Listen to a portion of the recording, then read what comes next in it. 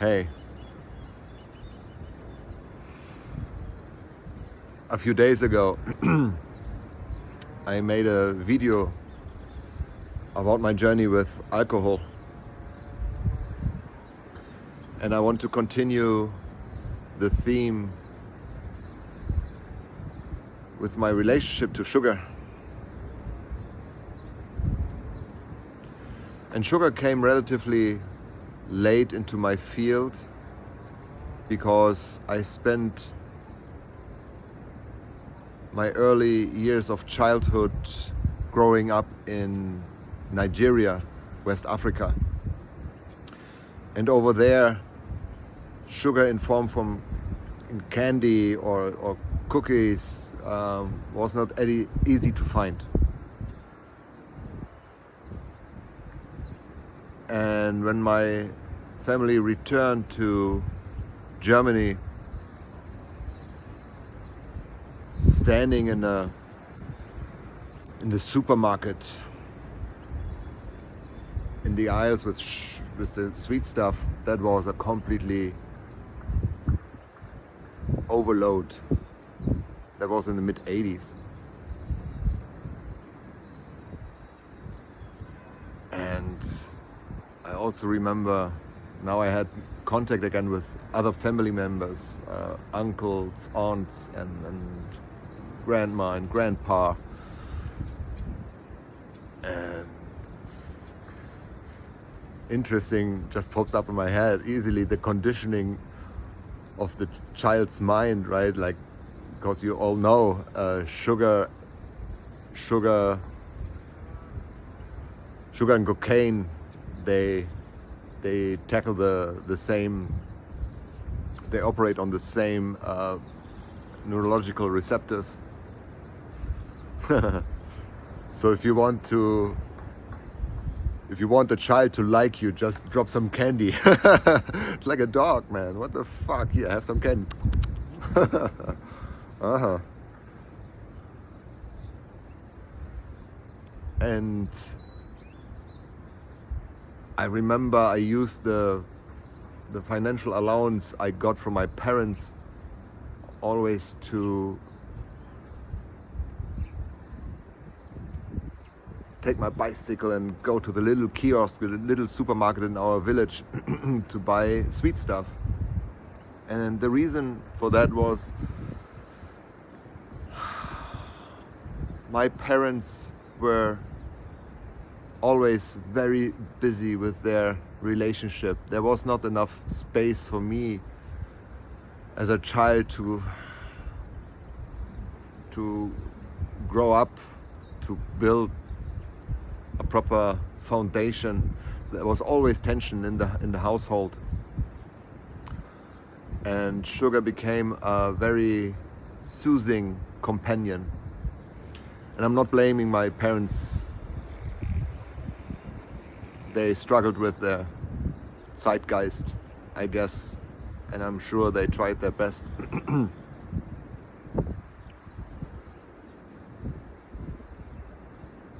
So yeah, sugar was a companion.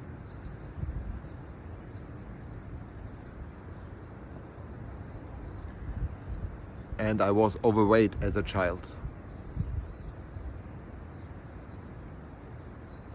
Led to being bullied and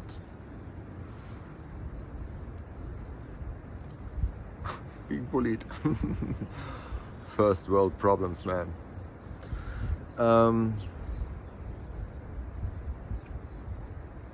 That eventually changed in my teenage years when I started working out. I got into bodybuilding and I was very driven to fit into the norm of being attractive, you know, as a young man. And after my military service at the Navy, I was super fit. But I went into more kind of powerlifting theme, and I got heavy And I tried so many diets always to get rid of the muffin tops. Muffin tops. There you go. Muffin tops. Shoot.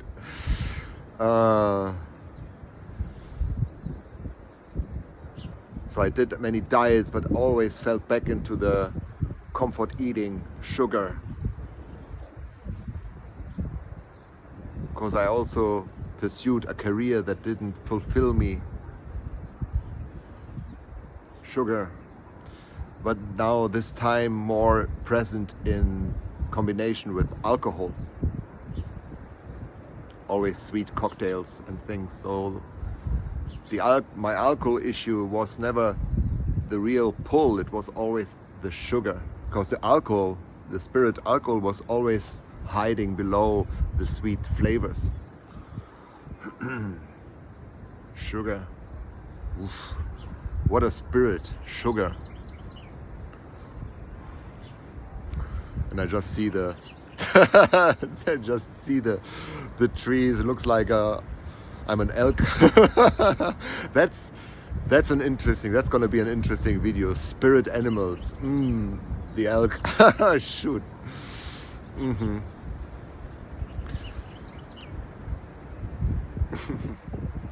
The spirit of sugar.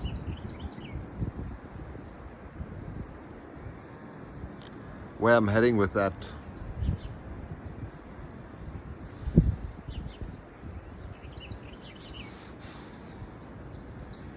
You know, even with good intentions, you set good intentions.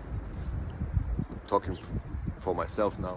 With good intentions to be more healthy or to lose weight, and then I walk down the supermarket aisles with the sweet stuff, all these temptations, and as you walk by, it's almost like the sugar spirit sitting in the aisles, within the chocolate and the cookies, and it's waving. And there's this spirit of self-sabotage sitting on my shoulder, and it's waving back to the sugar. Hey man, I see you. Let's try if we can trick this guy here. The issue is not the sugar sitting in the aisle in the supermarket. The issue is not the self-sabotage spirit sitting on your shoulder. The issue is the incapability of dealing with this dynamic. Know thyself. Know thyself. And what helped me a lot was a quote my friend Daniel gave me. He always said, "No, I consider myself the bus driver, and in the back of the bus there are my demons sitting." And one of those demons, I think he named him Claudio. So Claudio sometimes comes forward, who always wants to eat shit. He comes forward to the driver and he wants to drive himself. Or he gets into the steering wheel and it's like, man, tries to take over. And that's a beautiful, beautiful image.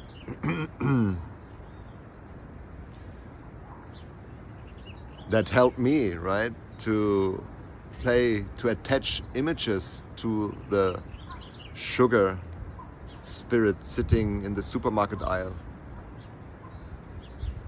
or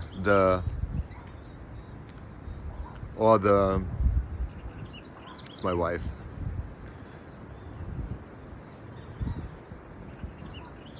Sorry. Not now. Pardon my love. So playing with those images. That was my dad right now. Interesting.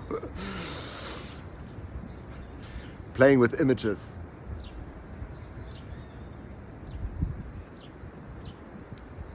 there's this little goblin sitting in the supermarket aisle, and there's this little goblin sitting on my shoulder, and they start communicating. And again, not me, not them being the problem, me. It's my responsibility to be aware of this dynamic, and it's my responsibility if I let them play here in the external world.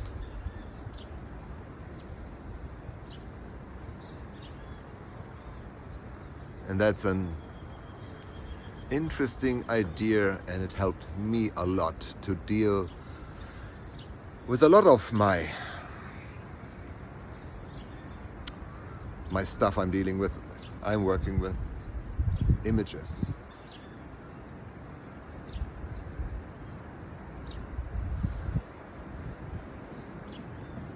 And there's probably a lot more I could say, but for now nothing else comes up. If something else comes up, I will drop it in the chat.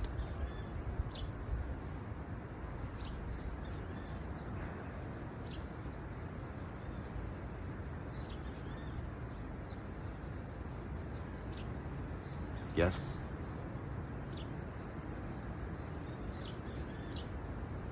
I think that's it for now. And let's see where we can weave the weed spirit Shururuma in that. Have fun. Salami alaikum.